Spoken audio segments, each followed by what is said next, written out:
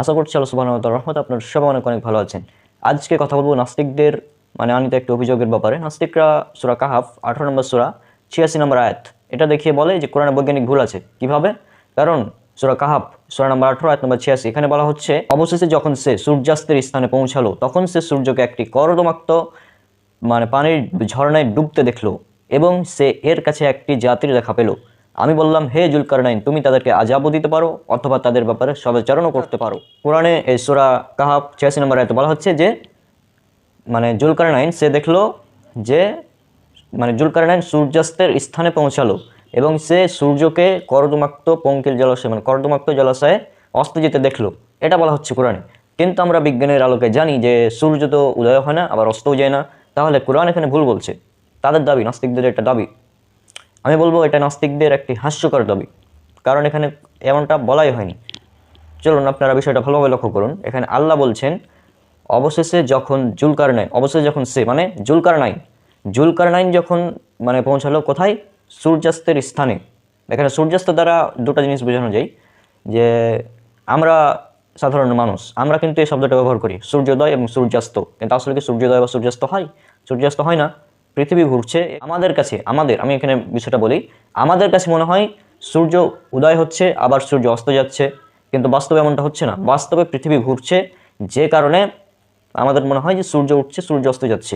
তো এখানে বলা হচ্ছে যে অবশেষে যখন সে সূর্যাস্তের স্থানে পৌঁছালো। আর এই আয়াতে যে শব্দটি আরবি শব্দটি ব্যবহার করে, সে আরবি শব্দটি হচ্ছে মাগরিব, মিম গইন র বা মাগরিব। এই মাগরিব শব্দের দুটো অর্থ হতে পারে। একটা হচ্ছে মাগরিব অর্থ আমরা আমাদের সূর্যাস্তর টাইম। মাগরিব কোনটায়? আপনি যদি গুগলে লেখেন সানসেট টুডে, তাহলে দেখাচ্ছে যে আজকে সূর্যাস্ত যাবে এই টাইমে, আর এটা হচ্ছে মাগরিবের সময়। আমরা যখন মাগরিবের নামাজ সালাত আদায় করি, এটা হচ্ছে মাগরিবের টাইম। তো এই আয়াত দ্বারা আমরা এটা মনে করতে পারি যে এই আয়াত দ্বারা এখানে বোঝানো হয়েছে যে এটা হচ্ছে মাগরিব, অর্থাৎ সূর্যাস্ত যে সময় হবে সে টাইমে জুলকারনাইন পৌঁছালো। এটা একটা হতে পারে। আবার এটাকে স্থানও বোঝানো যেতে পারে যে ওই স্থানে যখন সে পৌঁছালো তখন মনে হলো যে সূর্যটি অস্ত যাচ্ছে। অর্থাৎ আমরা যখন দেখি দূর থেকে যে সূর্য আপনি সূর্যাস্তের টাইমটা দেখবেন, দূর থেকে লক্ষ্য করবেন, মনে হচ্ছে যে সূর্য পানির ভিতরে ডুবে যাচ্ছে, কিন্তু আসলে কিন্তু এমন হচ্ছে না। আসলে পৃথিবীটা ঘুরছে, হ্যাঁ, কিন্তু আমাদের দৃষ্টিতে মনে হয় যে সূর্যটা ডুবে যাচ্ছে। এটা আমাদের কাছে মনে হয়। উদাহরণস্বরূপ, আমি একজন শিক্ষক, টিচার স্কুলের। এখন আমার এক ছাত্র বলল 2 আর 2 যোগ করলে 5 হয়। এটা ভুল। হ্যাঁ, আমি তখন একটা বই লিখলাম যে আমার এক ছাত্র সে বলেছে 2 আর 2 যোগ করলে 5 হয়, কিন্তু বইয়ের পাঠক সে বলছে যে রনক বলেছে যে 2 আর 2 যোগ করলে 5 হয়। তাহলে এটা ভুল, কারণ আমি তো এটা বলিনি রে ভাই, এটা আমার ভুল না, এটা ওর ভুল, এটা ওর ভুল। আর এখানে ভুলটা কারো না। এখানে আমি বিষয়টা ক্লিয়ার করি। আমরা মানুষ, আমরা দেখি, খবরের কাগজেও দেখি যে আজকে সূর্যোদয় সকাল 6টায়, আজকে সূর্যাস্ত সন্ধ্যা 7টায়, এভাবে আমরা খবরের কাগজে দেখি। তার মানে কি খবরের কাগজ ভুল বলছে, অবৈজ্ঞানিক কথা বলছে? এখন কি নাস্তিকরা বলবে যে খবরের কাগজ অবৈজ্ঞানিক? বলবে এটা? আর একটা আমরা ইউনিভার্সাল ট্রুথ জানি যে সূর্য পূর্ব দিকে উদিত হয় এবং সূর্য পশ্চিম দিকে অস্ত যায়। এটা আমরা ইউনিভার্সাল ট্রুথ হিসেবে জানি। চিরন্তন সত্যবাক্য বা ইউনিভার্সাল ট্রুথ, যে সূর্য পূর্ব দিক থেকে উদয় হয় এবং পশ্চিম দিকে অস্ত যায়, এটা আমরা জানি, তাই না? আর মাগরিব দ্বারা বোঝানো হয় সূর্য অস্তের স্থান বা সূর্যাস্তের টাইম, দুটাই বোঝানো হয়। এখন আল্লাহ সুবহানাহু ওয়া তাআলা বলছেন এই আয়াতে যে অবশেষে যখন সে জুলকারনাইন যখন সূর্যাস্তের স্থানে পৌঁছালো তখন সূর্যকে সে একটি পঙ্কিল জলাশয়ে কর্দমাক্ত পঙ্কিল জলাশয়ে অস্ত যেতে দেখলো। তো এটা জুলকারনাইনের দৃষ্টিতে মনে হয়েছে। হামিল্লাত এর শাব্দিক অর্থ কালো জলাভূমি, কাদা, অর্থাৎ তিনি সূর্যকে তার দৃশ্যে মহাসাগরে ডুবতে দেখলেন। আর সাধারণত যখন কেউ সমুদ্রের তীরে দাঁড়িয়ে সূর্য অস্ত যাওয়া প্রত্যক্ষ করবে তখন তার এটা মনে হবে, অথচ সূর্য কখনো তার কক্ষপথ ত্যাগ করেনি। ইবনে কাসির। এখানে সে জলাশয়কে বোঝানো হয়েছে যার নিচে কালো রঙের কাদা থাকে, ফলে পানির রঙও কালো দেখায়। এখানে একটি বিষয় স্পষ্ট হওয়া উচিত, তা হলো কোরআন কথা বলেনি যে সূর্য কালো জলাশয়ে ডুবে, বরং এখানে জুলকারনাইনের অনুভূতি শুধু ব্যক্ত করা হয়েছে। আমি এখানে তাফসিরে জাকারিয়া থেকে আপনাদের পড়ে শোনালাম। এখানে এই বিষয়টা আশা করছি ক্লিয়ার, যে এখানে জুলকারনাইনের মনে হয়েছিল যে আল্লাহ এখানে জুলকারনাইনের অনুভূতি এটা উল্লেখ করেছেন কোরআনে। আল্লাহ কিন্তু বলেননি যে সূর্য অস্ত যায় পঙ্কিল জলাশয়ে। আল্লাহ বলছেন সূরা ইয়াসিন সূরা নম্বর 36 আয়াত নম্বর 38-এ আল্লাহ সুবহানাহু ওয়া তাআলা বলছেন যে সূর্য তার নির্দিষ্ট কক্ষপথে গতিশীল, মানে নির্দিষ্ট গন্তব্যে সূর্য গতিশীল রয়েছে, সূর্য গতিশীল। আল্লাহ বলছেন পবিত্র কোরআন সূরা আম্বিয়া সূরা নম্বর 21 আয়াত নম্বর 33, আল্লাহ সৃষ্টি করেছেন রাত ও দিন, সূর্য ও চন্দ্র, রাত ও দিন, সূর্য ও চন্দ্র সবাই নিজ নিজ কক্ষপথে বিচরণ করে। কুল্লুন ফি ফালাকি ইয়াসবাহুন, প্রত্যেকেই নিজ নিজ কক্ষপথে বিচরণ করে। তো আল্লাহর দৃষ্টিতে আল্লাহ বলছেন যে সূর্য নির্দিষ্ট কক্ষপথে বিচরণ করে, চাঁদও নির্দিষ্ট কক্ষপথে বিচরণ করে, এবং রাত ও দিন, রাত ও দিন যে নির্দিষ্ট কক্ষপথে বিচরণ করে, এটা তারা বোঝে যে পৃথিবী সমতল নয়, পৃথিবী গোল। আর এই বিষয়ে আমার একটি ভিডিও বিস্তারিত আলোচনা আছে 24 মিনিটের, যে কোরআনকে পৃথিবীকে সমতল বলেছে। এই ভিডিওটি দেখবেন, তাহলে এই বিষয়টা আশা করি ক্লিয়ার হয়ে যাবে। আর এই নাস্তিকদের বিভিন্ন জবাব, ইসলাম বিরোধীদের জবাব, এই তথ্যগুলো আমি বেশিরভাগই কালেক্ট করে থাকি আমাদের মুশফিকুর রহমান মিনার ভাইয়ের যে ওয়েবসাইট রয়েছে ইসলাম বিরোধীদের জবাব, রেসপন্স টু অ্যান্টি ইসলাম, এই ওয়েবসাইট থেকে আমি তথ্যগুলো মূলত নিয়ে থাকি। হ্যাঁ, তো আপনারা মানে যদি নাস্তিকরা কোনো অভিযোগ করে তো এই ওয়েবসাইটে উত্তরগুলো পেয়ে যাবেন ইনশাল্লাহ। তো যেটা বলছিলাম যে এখানে এই আয়াতে কোনো বৈজ্ঞানিক ভুল নেই। এই আয়াত মূলত আল্লাহ বলছেন যে জুলকারনাইন দেখলো যে সূর্য অস্ত যাচ্ছে, আর আমরা বাহ্যিক দৃষ্টিতে তাই দেখি। আমরা দেখি যে দূর থেকে যখন দেখবো তখন মনে হবে যে সূর্যটা অস্ত যাচ্ছে, কিন্তু আসলে কি সূর্য অস্ত যায়? অস্ত যায় না। আপনি এখনই গুগলে লিখুন সানসেট টুডে, মানে আজকে সূর্যাস্ত কয়টায়, মানে আজকে সূর্যাস্ত, এই কথাটা তো বৈজ্ঞানিক ভুল হিসাবে। আমরা বিষয়টিকে এভাবে দেখি যে সূর্য অস্ত যাচ্ছে, কিন্তু বাস্তবতা এর বিপরীত। বৈজ্ঞানিক সত্য আল্লাহ সুবহানাহু ওয়া তাআলা আয়াতে বলে দিয়েছেন, কিন্তু এই সূরা কাহাফের 86 নম্বর আয়াতে আল্লাহ সুবহানাহু ওয়া তাআলা যেটা বলছেন সেটা হচ্ছে যে সূর্য পঙ্কিল জলাশয়ে অস্ত যাইতে দেখেছে জুলকারনাইন। আল্লাহ বলছে জুলকারনাইন দেখলো। আমি বললাম ওই ব্যক্তি দেখলো যে সূর্য অস্ত যাচ্ছে, তাহলে কি এটা আমার ভুল নাকি ওর, মানে ওই ব্যক্তির এটা দৃষ্টি আমি উল্লেখ করলাম, দৃষ্টিভঙ্গিটা উল্লেখ করলাম। মূলত আল্লাহ সুবহানাহু ওয়া তাআলা এখানে জুলকারনাইনের দৃষ্টিভঙ্গি উল্লেখ করেছেন এই আয়াতে। এই আয়াতে বৈজ্ঞানিক ভুল বা সূর্য অস্ত এগুলো বলা হয়নি। এই আয়াতটা মূলত জুলকারনাইনের দৃষ্টিভঙ্গি আল্লাহ সুবহানাহু ওয়া তাআলা উল্লেখ করেছেন। হ্যাঁ, তো আশা করছি এই বিষয়টা ক্লিয়ার যে সূর্য পঙ্কিল জলাশয়ে অস্ত যায়, এটা আসলে নাস্তিকদের একটি তৈরিকৃত মিথ্যাচার, মানে মিথ্যাচার। তারা আসলে কী করে জানেন? তারা গুগলে বিভিন্ন গিয়ে লেখে যে কোরআনে কী কী বৈজ্ঞানিক ভুল আছে, এগুলো খুঁজে খুঁজে বের করে। তারা মানে মূলত নিজস্ব কোনো গবেষণা নেই। তারা এই কোরআন, আমি চ্যালেঞ্জ করে বলতে পারি যে নাস্তিকরা কোরআন মজিদ নাস্তিকরা মানে A to Z আরবি সহ, বাংলা অর্থ সহ, তাফসির সহ কোনোদিন পড়েও দেখেনি। ওরা জাস্ট একটা অভিযোগ করে দিবে যে কোরআনে এটা বলা হয়েছে, এটা ভুল, এইভাবে ভুল, এগুলো তারা বলে দিবে। তারা এই কোরআন মাজিদ পড়েও দেখেনি পুরো। আমি এটা একদম, আর যদি পড়ে থাকে তাহলে সেটা হচ্ছে ওদের নিজস্ব ওয়েবসাইট আছে নাস্তিকদের, ওই ওয়েবসাইট থেকে বিভিন্ন তথ্য নিবে, ভুলভাল তথ্য নিবে, নিজস্ব মানে মন গড়া যুক্তি তৈরি করবে, যে তখন বলবে যে এখানে কোরআনে ভুল আছে। আজীব ব্যাপার। তা আশা করছি সূরা কাহাফ সূরা নম্বর 18 আয়াত নম্বর 86 এখানে কোনো বৈজ্ঞানিক ভুল নাই। এখানে জুলকারনাইনের দৃষ্টিভঙ্গি উল্লেখ করা হয়েছে। আর তাফসিরে জাকারিয়া, তাফসির ইবনে কাসির, এখানে বিষয়টা এভাবে ক্লিয়ার করে দেওয়া হয়েছে। তো আশা করছি আপনার উত্তরটি পেয়ে গিয়েছেন। আর এই নাস্তিকরা মানে এমন ভাব নেই যে এরা মনে হয় যে কোরআন হাদিস পড়ে একদম মানে পিএইচডি অর্জন করে নিয়েছে, যে তখন তারপরে এরা ভাব নেই। আমি তো নাস্তিকদের নিকনেম দিয়ে রেখেছি ব্রেনলেস। নাস্তিকরা হচ্ছে কি ব্রেনলেস, কারণ ব্রেন থাকলে কেউ নাস্তিক হয় না। হ্যাঁ, এরা হচ্ছে জ্ঞানহীন, মূর্খ, ব্রেনলেস, যে কারণে এদেরকে আপনি যতই বুঝান এরা ওই ঘুরিয়ে পেঁচিয়ে প্যাঁচ লাগাবে। আর আমি একটা উদাহরণ দিই। আমি মনে করেন যে একটি অঙ্ক বুঝতে পারছি না, তো এখানে কি গণিতের ভুল নাকি আমার ভুল, নাকি আমার শিক্ষকের ভুল? কার ভুল? সমস্যাটা কার? আমার নয় গণিতের, না আমার গণিতের শিক্ষকের? ভুলটা কার? ভুলটা তো আমার। এখন আমি কেমিস্ট্রি সাবজেক্টে ফেল করলাম, এখন এই ভুলটা কি কেমিস্ট্রি সাবজেক্টের, নাকি ওই কেমিস্ট্রি টিচারের যিনি আমাকে কেমিস্ট্রি পড়ান তার ভুল, নাকি আমার ভুল, আমি বুঝতে ভুল করেছি? কোনটা বলবেন? সাধারণ লজিক্যাল বিষয় কোনটা? লজিক্যাল তো এটাই যে ওই ব্যক্তি মানে স্টুডেন্টের ভুল ধরা হবে। স্টুডেন্ট ভালোভাবে পড়াশোনা করেনি, এই জন্য সে পরীক্ষা ফেল করেছে, এটা বলা হবে। কিন্তু আমি যদি বলি না কেমিস্ট্রি সাবজেক্টের ভুল আছে এই জন্য আমি ফেল করেছি, তাহলে সেটা হাস্যকর হয়ে যাবে না? তো এটা হচ্ছে মূল কথা, যে আমি একটা জিনিস বুঝতে পারছি না, তো সেটা মানে ওই বইয়ের ভুল। নাস্তিকটা ডাবল স্ট্যান্ডার্ড। দেখুন, আমি যদি বলি যে আমি কেমিস্ট্রির বা ফিজিক্সের সূত্রটা বুঝতে পারছি না, সুতরাং ফিজিক্সে ভুল আছে, ফিজিক্সের এই সূত্রটা ভুল, এটা যদি বলি নাস্তিকটা আমাকে নিয়ে হাসাহাসি করবে।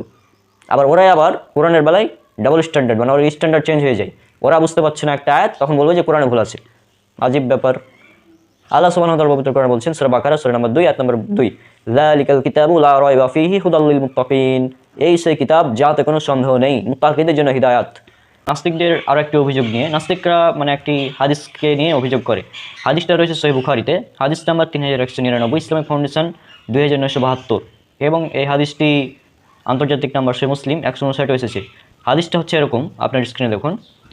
আবু যর রাদিয়াল্লাহু আনহু বর্ণিত, তিনি বলেন নবী সাল্লাল্লাহু আলাইহি সাল্লাম সূর্য অস্ত যাবার সময় আবু যর রাদিয়াল্লাহু আনহুকে বললেন, তুমি কি জানো সূর্য কোথায় যায়? আমি বললাম, আল্লাহ এবং তার রাসূলই ভালো জানেন। তিনি বললেন, তা যেতে যেতে আরশের নিচে গিয়ে সিজদায় পড়ে যায়। অতঃপর সে আবার উদিত হওয়ার অনুমতি চায় এবং তাকে অনুমতি দেওয়া হয়। আর শীঘ্রই এমন সময় আসবে যে সিজদা করবে কিন্তু তা কবুল করা হবে না, এবং সে অনুমতি চাইবে কিন্তু তাকে অনুমতি দেওয়া হবে না। তাকে বলা হবে, যে পথ দিয়ে আসলে ওই পথেই ফিরে যাও। তখন সে পশ্চিম দিক হতে উদিত হয়। এটাই মর্ম হলো মহান আল্লাহর বাণীর। আর সূর্য নিজ গন্তব্যে অথবা কক্ষপথে চলতে থাকে। এটা পরাক্রমশালী সর্বজ্ঞের নিয়ন্ত্রণ। সূরা ইয়াসিন 38 নম্বর আয়াত। তো এখন এই হাদিস থেকে নাস্তিকদের কথা হলো যে, ভাই সূর্য কীভাবে সিজদা করে? সূর্যের তো হাত পা নাই, সূর্য সিজদা কীভাবে করবে? তাদের আর একটি প্রশ্ন, সেটা হচ্ছে যে আমরা তো জানি সূর্য উদিত হয় না, অস্তও যায় না। সূর্য তো মানে বিজ্ঞানের আলোকে আমরা জানি সূর্য উদিত হয় না, আবার অস্তও যায় না। তাহলে হাদিসে বৈজ্ঞানিক ভুল বলা হচ্ছে। আমি গত ভিডিওতে, এই যে আমার যে আগের ভিডিওটা আছে, যে সূর্যকে পঙ্কের জলস্য অস্ত যায়, ওই ভিডিওটা দেখবেন, তাহলে এই বিষয়টা ক্লিয়ার হয়ে যাবে যে সূর্য আসলে উদিত হয় না এবং অস্তও যায় না। এটা আমাদের দৃষ্টিভঙ্গি থেকে বোঝানো হয়েছে, অর্থাৎ আমাদের দৃষ্টিতে বোঝানো হয়েছে। আমরা যেটা বাহ্যিকভাবে দেখি, আমরা সকালে ঘুম থেকে উঠে দেখি যে সূর্য উঠছে, আবার সন্ধ্যার সময় দেখি যে সূর্য অস্ত যাচ্ছে। আপনি এখনই লিখুন সানসেট টুডে, আজকে সূর্যাস্ত কয়টায়, টাইম আপনারা দেখতে পাবেন।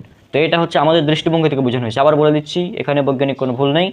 এই হাদিস আমাদের দৃষ্টিভঙ্গি থেকে বলা হয়েছে যে সূর্য অস্ত যায়, অস্ত গিয়ে কোথায় যায়। হ্যাঁ, এটা আমাদের দৃষ্টিভঙ্গি থেকে বোঝানো মানে বলা হয়েছে। আর 2 নম্বর পয়েন্ট, তারা বলে যে আরস তো কোথায় আর সূর্য কোথায়? তাহলে সূর্য আরসের নিচে কীভাবে সিজদা করবে? হ্যাঁ, আর মানে সূর্য উদিত হয় না, অস্তও যায় না, এটা বৈজ্ঞানিক ভুল তারা বলে। আমরা এটা জবাব গত ভিডিওতে দিয়ে দিয়েছি। আজকে 2টি পয়েন্ট নিয়ে কথা বলবো, সেটা হচ্ছে সূর্য কীভাবে সিজদা করে, আর 2 নম্বর পয়েন্ট যে আরসের নিচে আবার সূর্য কীভাবে সিজদা করে। আর সূর্য যদি আরসের নিচে গিয়ে সিজদা করে, তাহলে তাকে মানে গতি থামাতে হবে বা মানে স্টপ হতে হবে সূর্যকে। কিন্তু আমরা জানি সূর্য স্টপ হয় না, সে তো ঘূর্ণায়মান, গতিশীল। তো এই প্রশ্নগুলোর জবাব আজকে আপনারা পেয়ে যাবেন ইনশাল্লাহ। তো প্রথম কথা হচ্ছে, সিজদা করার জন্য যে হাত পা থাকা আবশ্যক, বিষয়টা এমন না। সিজদা মানে দ্বারা বোঝায় আনুগত্য করা, আল্লাহর নিকট অবনত হওয়া বা আল্লাহর আদেশ মেনে চলা, আনুগত্য প্রকাশ করা, এগুলো হচ্ছে সিজদা। আমরা যেমন হাত পা দিয়ে মাটিতে সিজদা করি, তো সূর্যের এরকম হাত পার প্রয়োজন নেই। যদি আপনারা পড়েন সূরা রদ, সূরা নম্বর 13 আয়াত নম্বর 15, এই আয়াত উল্লেখ করা হচ্ছে, আর আল্লাহর জন্যই আসমানসমূহ ও জমিনে সব কিছু অনুগত ও বাধ্য হয়ে সিজদা করে, এবং সকাল ও সন্ধ্যায় তাদের ছায়াগুলোও। এরপর আপনারা যদি পড়েন সূরা নাহল, সূরা নম্বর 16 আয়াত নম্বর 49, এখানে বলা হচ্ছে, আর আল্লাহকেই সিজদা করে আসমানসমূহে যা আছে এবং জমিনে যে প্রাণী আছে, আর ফেরেশতারা, এবং তারা অহংকার করে না। এরপর যদি আপনারা দেখেন সূরা হাজ, সূরা নম্বর 22 আয়াত নম্বর 18, এখানে বলা হচ্ছে, তুমি কি দেখো না যে আল্লাহর উদ্দেশ্যে সিজদা করে যা কিছু রয়েছে আসমানসমূহে এবং যা কিছু রয়েছে জমিনে, সূর্য, চাঁদ ও তারকারাজি, পর্বতমালা, বৃক্ষলতা, জীবজন্তু ও মানুষের মধ্যে অনেকে। আবার অনেকের উপর শাস্তি অবধারিত হয়ে আছে, যাকে আল্লাহ অপমানিত করতে চান ও তার সম্মানদাতা কেউ নেই। নিশ্চয় আল্লাহ যা ইচ্ছা তাই করেন। এবার আমি আপনাদের সামনে উল্লেখ করব সূরা রদ, সূরা নম্বর 13 আয়াত নম্বর 15 এর তাফসীর। তাহলে এই বিষয়টি একদম ক্লিয়ার হয়ে যাবে। তো চলুন আপনারা স্ক্রিনে দেখুন। সিজদা মানে আনুগত্য প্রকাশ করার জন্য ঝুঁকে পড়া, আদেশ পালন করা এবং পুরোপুরি মেনে নিয়ে মাথা নত করা। পৃথিবী আকাশের প্রত্যেকটি সৃষ্টি আল্লাহর আইনের অনুগত এবং তাঁর ইচ্ছার চুল পরিমাণও বিরোধিতা করতে পারে না। এ অর্থে তারা প্রত্যেকেই আল্লাহকে সিজদা করে। মুমিন স্বেচ্ছায় ও সাগ্রহে এবং সামনে নত হয়, কিন্তু কাফেরকে বাধ্য হয়ে নত হতে হয়, কারণ আল্লাহর প্রাকৃতিক আইনের বাইরে চলে যাওয়ার ক্ষমতা নেই, আর তারা নিজেরা স্রষ্টার মুখাপেক্ষী, এটা প্রমাণ করছে। এটা হচ্ছে কুরতুবীর। এবার 2 নম্বর পয়েন্ট দেখুন, তাদের ছায়াগুলো নত হওয়া ও সিজদা করার মানে হচ্ছে ছায়ার সকাল সাঁঝে পূর্ব ও পশ্চিম দিকে ঢলে পড়ে সিজদা করা। এমন একটি আলামত যা থেকে বোঝা যায় এসব জিনিস কারো হুকুমের অনুগত এবং কারোর নিয়ন্ত্রণাধীন। কুরতুবী মুফাসসিরগণ বলেন, সিজদাকারীদের কেউ ইচ্ছাকৃত আল্লাহর সিজদা করে, আবার কেউ অনিচ্ছাকৃত, কিন্তু তাদের ছায়াগুলো ঠিকই ইচ্ছাকৃতভাবে সিজদা করে। বাগাবী মুজাহিদ বলেন, ইমানদারের ছায়া ইচ্ছাকৃত সিজদা করে আর সেও তা মেনে নিয়েছে। পক্ষান্তরে কাফেরের ছায়া ইচ্ছাকৃতভাবে সিজদা করে অথচ সে অপছন্দ করে। তাবারি এই আয়াতের সমর্থে এসেছে, তারা কি লক্ষ্য করে না যে আল্লাহর সৃষ্ট বস্তুর প্রত্যেকটি যার ছায়া ডানে ও বামে ঢলে পড়ে আল্লাহর প্রতি সিজদাবনত হয়। সূরা নাহল 48 নম্বর আয়াত। অর্থাৎ এই আয়াতের তাফসীর থেকে আমরা বুঝতে পারলাম যে এই সূর্যের সিজদা করা মূলত আনুগত্য প্রকাশ করা বা আল্লাহর আদেশ মেনে চলা বা আল্লাহর মানে আইনকে মান্য করা, আল্লাহর আইন মেনে চলা, এটাই সিজদার অর্থ। হ্যাঁ, সূর্যের সিজদা করার জন্য হাত পা প্রয়োজন নাই রে ভাই আমাদের মতো। সূর্যকে সিজদা করার জন্য আমাদের মতো হাত পা এর প্রয়োজন নাই। সূর্যের সিজদা করার অর্থ হতে পারে যে এটা আল্লাহর আইন সে মানছে, অর্থাৎ সূর্য প্রতিনিয়ত আল্লাহর কাছে অনুমতি প্রার্থনা করছে যে আমি উদিত হব, আমাকে উদিত হওয়ার অনুমতি দিন। এটা সূর্য প্রতিনিয়ত আল্লাহর নিকট অনুমতি চাচ্ছে, এটাই মানে এখানে বোঝানো হয়েছে। তো সূর্য এভাবে প্রতিদিনই আল্লাহর কাছে অনুমতি চাই উদিত হওয়ার জন্য, কিন্তু এমন একটা সময় আসবে যখন তাকে আর অনুমতি দেওয়া হবে না, সেটা হচ্ছে কিয়ামতের পূর্বে। আর এটা কিয়ামতের একটি বড় আলামত। আর এখন আরেকটি প্রশ্ন, সেটা হচ্ছে যে সূর্য সিজদা করে, ঠিক আছে মানলাম, এটা মেনে নিলাম, এটা কোনো সমস্যা নেই। এখন কথা হচ্ছে যে সূর্য আরশের নিচে সিজদা করে, এটা কীভাবে সম্ভব? এটা নাস্তিকরা মানে অভিযোগ করে। তা আমরা বলি মুসলিমদের আকিদা, মুসলিম উম্মাহ একমত যে যে আরশ এটা হচ্ছে সৃষ্টি জগতের শেষ সীমানা। আমি এখানে উদাহরণ দেওয়ার জন্য, বোঝানোর জন্য বলছি। আমার উপরের হাতটা মানে মনে করেন এটা আরশ, হ্যাঁ, তো এটা হচ্ছে আরশ যা সৃষ্টি জগতের শেষ সীমানা। এই আরশের নিচে রয়েছে সমস্ত সৃষ্টি জগৎ। আরশের নিচে রয়েছে কি? সমস্ত সৃষ্টি জগৎ, যেমন 7 আসমান, এবং আমরা সবাই আরশের নিচেই রয়েছি। আমি যদি এখন বলি যে আমরা মানুষরাও আরশের নিচে সিজদা করি, তাহলে এটা ভুল হবে না, কেননা আমরা আরশের নিচেই আছি।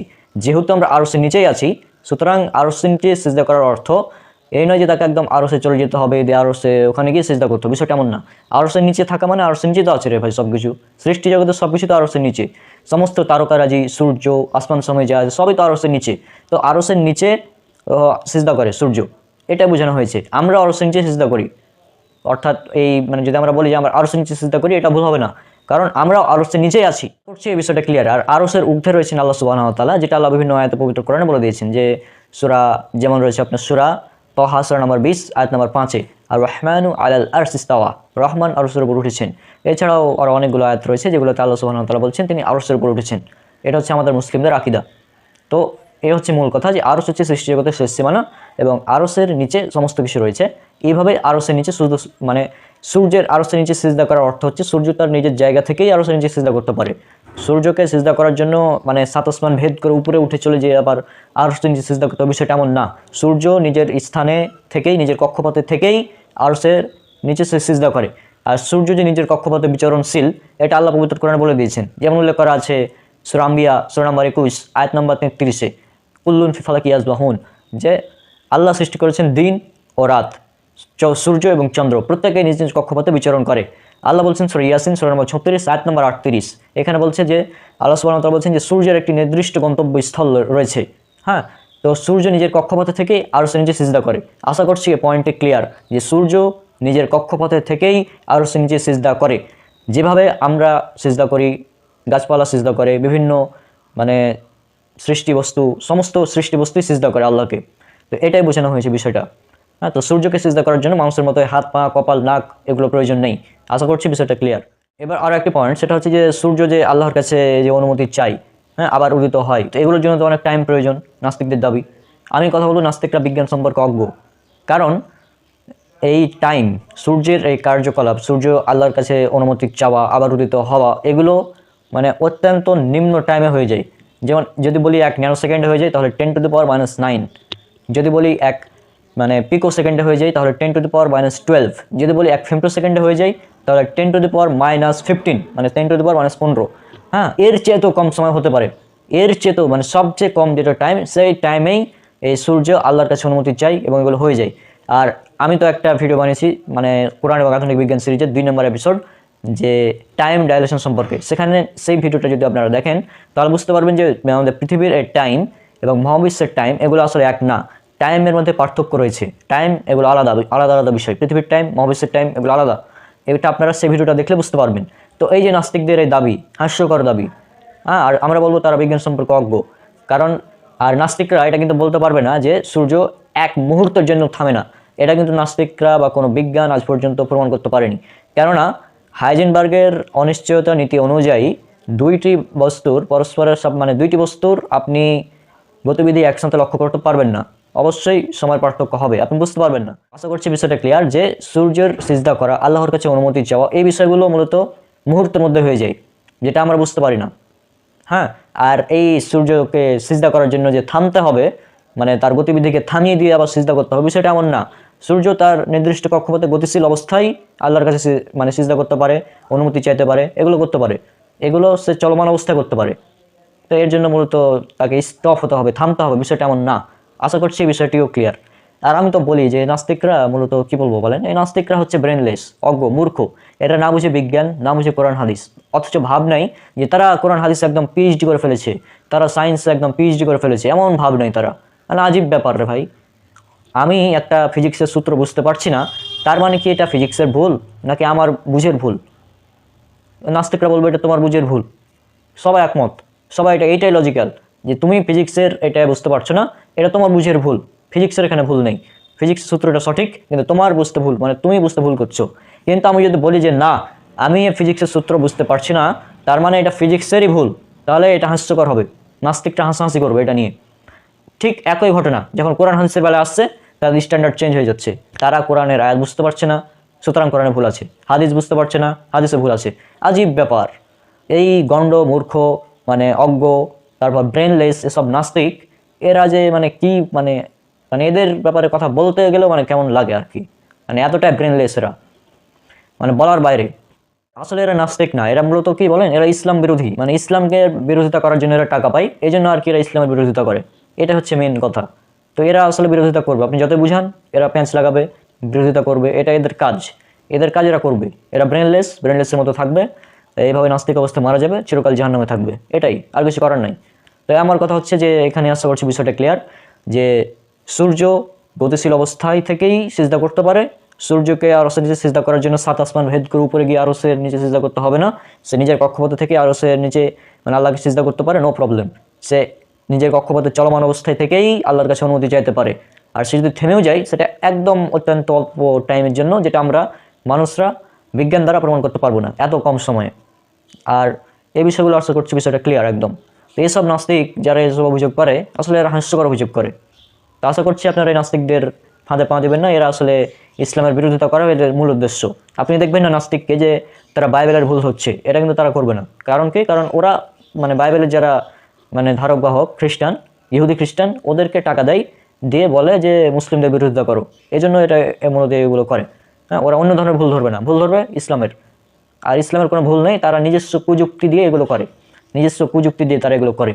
তো আশা করছি বিষয়গুলো ক্লিয়ার, যে সূর্য আরশের নিচে সিজদা করে, এখানে কোনো বৈজ্ঞানিক ভুল নেই, এটা একদম ক্লিয়ার, নো প্রবলেম, এখানে কোনো সমস্যা নেই, আয়াত হাদিস একদম ক্লিয়ার। আশা করছি আপনাদের নিকট বিষয়গুলো একদম স্পষ্ট হয়ে গিয়েছে। আর আমি এখানে আরও একটি কথা বলে দিতে চাচ্ছি, যে রাসূল সাল্লাল্লাহু আলাইহি সাল্লাম আমাদেরকে বিজ্ঞান সায়েন্স এগুলো শেখাতে আসেননি, তিনি আমাদের জন্য নিয়ে এসেছেন একটি সুন্দর দিন, সুন্দর জীবন ব্যবস্থা, আমরা সেটাকে মেনে চলি।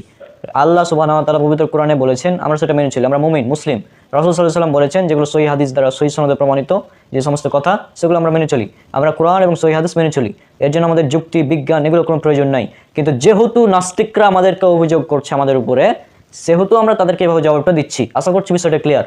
হ্যাঁ, যেহেতু নাস্তিকরা আমাদের উপর অভিযোগ করছে যে তোমাদের কোরআনের আয়াতে এখানে বৈজ্ঞানিক ভুল আছে, হাদিসে বৈজ্ঞানিক ভুল আছে, সেজন্য আমরা তাদেরকে বিজ্ঞান দিয়ে এভাবে জবাবটা দিচ্ছি। আমরা কিন্তু বিজ্ঞান ছাড়া এগুলোকে বিশ্বাস করি, আমরা মুমিন, আমরা মুসলিম, আমরা এগুলো কোনো ধরনের সায়েন্টিফিক ব্যাখ্যা ছাড়া বিশ্বাস করি। তবে তারা আমাদেরকে অভিযোগ যেহেতু করছে, সেজন্য তাদেরকে জবাবগুলো দিতে হচ্ছে।